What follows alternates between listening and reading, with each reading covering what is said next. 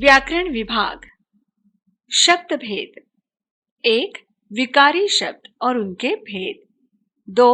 अविकारी शब्द अव्यय। विकारी शब्द और उनके भेद। तख्ता देखिए। संज्ञा, सर्वनाम, विशेषण, क्रिया। संज्ञा जातिवाचक, व्यक्तिवाचक, भाववाचक, द्रव्यवाचक, समूहवाचक। सर्वनाम पुरुषवाचक, निश्चयवाचक, अनिश्चयवाचक, निजवाचक, प्रश्नवाचक, संबंधवाचक। विशेषण गुणवाचक, परिमाणवाचक, एक निश्चित, दो अनिश्चित। संख्यावाचक, एक निश्चित, दो अनिश्चित। सार्वनामिक। क्रिया सकर्मक, अकर्मक, संयुक्त, प्रेरणार्थक, सहायक। 2. अविकारी शब्द अव्यय। क्रिया विशेषण अव्यय, संबंध सूचक अव्यय, समुच्चय बोधक अव्यय, विस्मयादि बोधक अव्यय। 3. क्रिया के काल। वर्तमान काल, इसमें सामान्य, अपूर्ण, पूर्ण वर्तमान काल। भूतकाल, सामान्य, अपूर्ण, पूर्ण भूतकाल।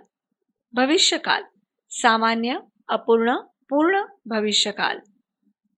4. संधि भेद। स्वर संधि, व्यंजन संधि, विसर्ग संधि। 5. वाक्य के भेद। रचना की दृष्टि से। 1. साधारण, 2. मिश्र, 3. संयुक्त। अर्थ की दृष्टि से।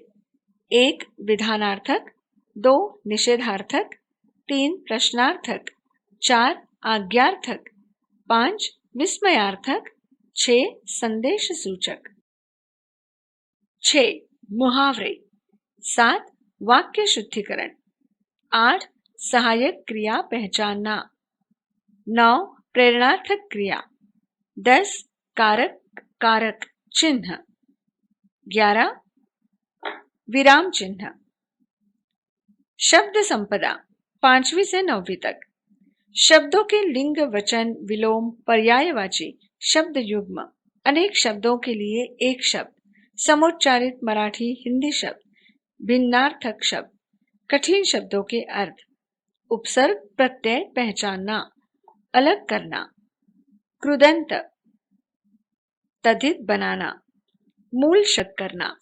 उपयोजित लेखन, रचना विभाग।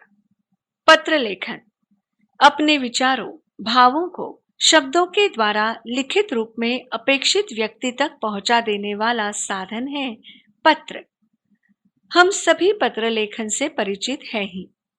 आजकल हम नई तकनीक को अपना रहे हैं। संगणक, भ्रमण ध्वनि, अंतर्जाल, ईमेल, वीडियो कॉलिंग जैसी तकनीक को अपने दैनिक जीवन से जोड़ने का प्रयास कर रहे हैं। दूरध्वनि, भ्रमण ध्वनि के आविष्कार के बाद पत्र लिखने की आवश्यकता कम महसूस होने लगी है। फिर भी अपने रिश्तेदार, आत्मीय व्यक्ति, मित्र, सहेली तक अपनी भावनाएं प्रभावी ढंग से पहुंचाने के लिए पत्र एक सशक्त माध्यम है। पत्र लेखन की कला को आत्मसात करने के लिए अभ्यास की आवश्यकता होती है। अपना कहना, मांग, शिकायत, अनुमति, विनती, आवेदन उचित तथा कम से कम शब्दों में संबंधित व्यक्ति तक पहुंचाना, अनुरूप भाषा का प्रयोग करना एक कौशल है। अब तक हम जिस पद्धति से पत्र लेखन करते आए हैं, उसमें नई तकनीक के अनुसार अपेक्षित परिवर्तन करना आवश्यक हो गया है। पत्र लेखन में भी आधुनिक तंत्रज्ञान, तकनीक का उपयोग करना समय की मांग है। आने वाले समय में आपको ईमेल भेजने के तरीके से भी अवगत होना है। अतः इस वर्ष से ईमेल के प्रारूप के अनुरूप पत्र लेखन की पद्धति अपनाना अपेक्षित है। पत्र लेखन के मुख्य 2 प्रकार हैं, औपचारिक और अनौपचारिक। औपचारिक पत्र प्रति लिखने के बाद पत्र प्राप्तकर्ता का पद और पता लिखना आवश्यक है। पत्र के विषय तथा संदर्भ का उल्लेख करना आवश्यक है। इसमें महोदय, महोदया, शब्द द्वारा आदर प्रकट किया जाता है। निश्चित तथा सही शब्दों में आशय की प्रस्तुति करना अपेक्षित है। पत्र का समापन करते समय बाईं ओर पत्र भेजने वाले का नाम, पता लिखना चाहिए। ईमेल में आईडी देना आवश्यक है। अनौपचारिक पत्र संबोधन तथा अभिवादन रिश्तों के अनुसार आदर के साथ करना चाहिए। प्रारंभ में जिसको पत्र लिख रहे हैं उसका कुशल क्षेम पूछना चाहिए। लेखन स्नेह सम्मान सहित प्रभावी शब्दों और विषय विवेचन के साथ होना चाहिए। रिश्ते के अनुसार विषय विवेचन में परिवर्तन अपेक्षित है। इस पत्र में विषय उल्लेख आवश्यक नहीं है। पत्र का समापन करते समय बाईं ओर पत्र भेजने वाले के हस्ताक्षर, नाम तथा पता लिखना है। टिप्पणी: पत्र लेखन में अब तक लिफाफे पर पत्र भेजने वाले यानी प्रेषक का पता लिखने की प्रथा है। ईमेल में लिफाफा नहीं होता है। अब पत्र में ही पता लिखना अपेक्षित है। पत्र का प्रारूप: औपचारिक पत्र, दिनांक, प्रति, विषय, संदर्भ। महोदय, विषय विवेचन, भवदीय, भवदीया, हस्ताक्षर, नाम, पता, ईमेल आईडी। गद्य आकलन, प्रश्न निर्मिति। भाषा सीखकर प्रश्नों की निर्मिति करना एक महत्वपूर्ण भाषाई कौशल है। पाठ्यक्रम में भाषा कौशल को प्राप्त करने के लिए प्रश्न निर्मिति घटक का समावेश किया गया है। दिए गए परिच्छेद या गद्यांश को पढ़कर उसी के आधार पर 5 प्रश्नों की निर्मिति करनी है। प्रश्नों के उत्तर एक वाक्य में हो, ऐसे ही प्रश्न बनाए जाएं। प्रश्न ऐसे हो: तैयार प्रश्न सार्थक एवं प्रश्न के प्रारूप में हो। प्रश्नों के उत्तर दिए गए गद्यांश में हो। रचित प्रश्न के अंत में प्रश्न चिन्ह लगाना आवश्यक है। प्रश्न रचना का कौशल प्राप्त करने के लिए अधिकाधिक अभ्यास की आवश्यकता है।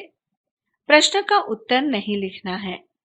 प्रश्न रचना पूरे गद्यांश पर होनी आवश्यक है। प्रश्न निर्मिति के लिए आवश्यक प्रश्नवाचक शब्द निम्नानुसार है।